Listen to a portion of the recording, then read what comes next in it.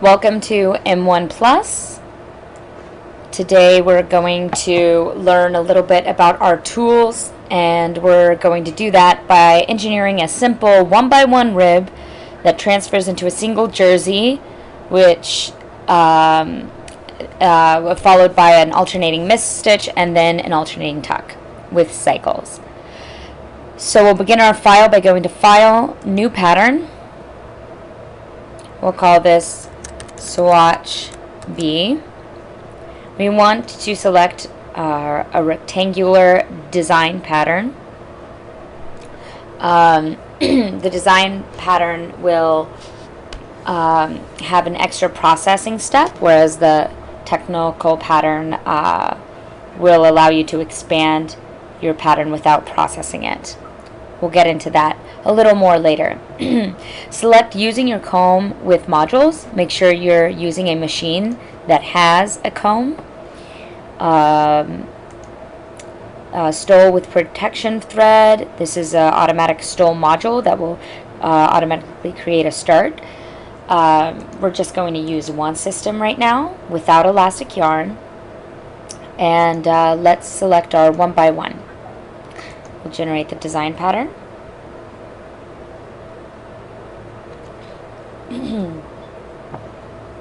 And I had chose to create or generate this pattern with 10 wales and 10 courses after the ribs start, but we can always add to them by selecting a column here, right click. Actually, you can just hit insert or go to edit, insert, and you can click on your selection and add there. Of course, I want to repeat my rib start, so I could insert my columns here.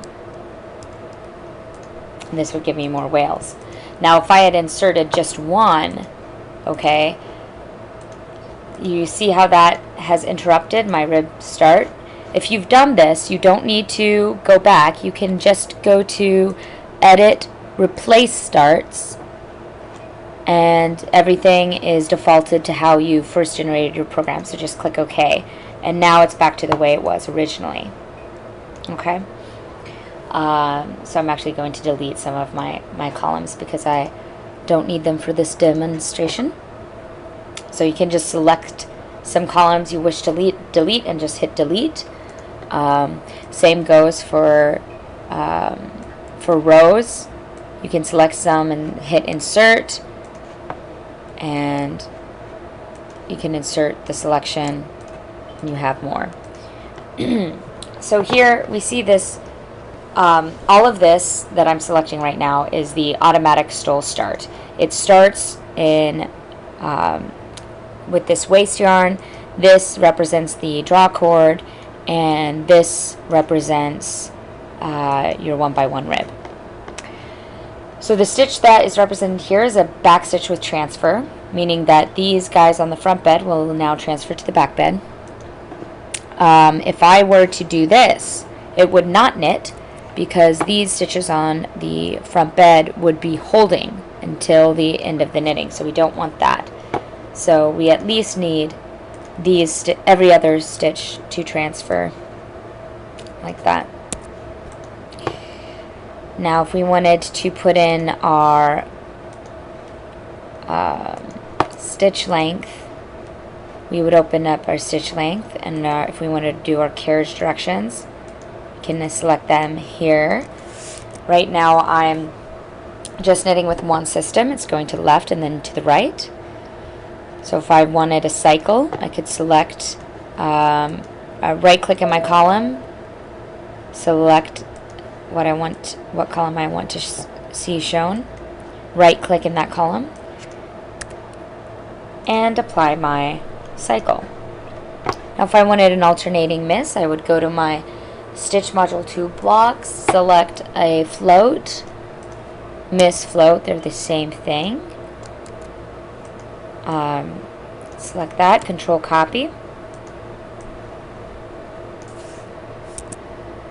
Now I have to select an entire repeat for a cycle. And just to show you what's going on, I'm going to drag my directions up. So we see this cycle is beginning going to the left, ending going to the right. I couldn't make my cycle one more row because it cannot, one system cannot go to the left twice. Now for the alternating tuck, I'm keeping this all on the back bed, keep in mind.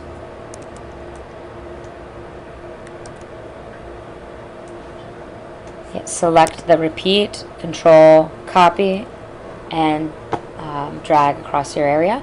Now I need to select this one and delete it because I can't have this feeder ending on the left if it began on the right, which is indicated in my initial carriage direction. So I'm going to select it and just hit delete. Now if you go to your pattern presentations and click on this yarn field icon or hit F4, your yarn field allocation will come up. And this is where excuse me, you can assign your feeders. So you'll see your little yarn field view. I select the draw cord is number 1, you see that. Now I select 2, that's the Nylastic, so that you don't see that selected, it's caught by the comb. This is the waist yarn, and this is the rib yarn. I want to combine all of these, so I'll hover over one of my feeders. I'm hovering over the third on the right, up here. I'm going to control copy, click on it, control copy, and then hover over the feeders that you wish to combine it with. Escape, and now they're all combined into, I accidentally combined my first feeder. So you can go to initialize, yes, and that'll just start you over. So I want to hover over this one, okay, control copy. I want to combine it with that one and this one. There we go. So I want my draw cord to stay combined. Now it's very important that you combine, you know which feeders you combined with which, because if I had loaded into the machine the program with that mistake where I had put this feeder in with that one, it would not have knit very well at all, and I could have potentially broken some elements. So here we are. This is a 1x1 rib that transfers into a single jersey, transitions into an alternating float, and then into an alternating tuck.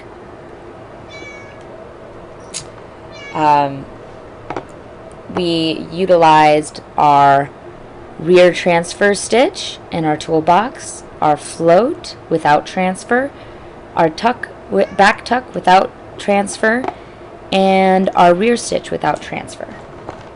Now if I go to view, toolbars, pattern presentation, sorry, I actually wanted to go to my steps of processing, which are not visible. If it's not visible, you can unhighlight it and then hit it again, and you should see it come up on your screen somewhere, or not. Here we are. It's hidden down here. So this button will expand our program. This gear will process it,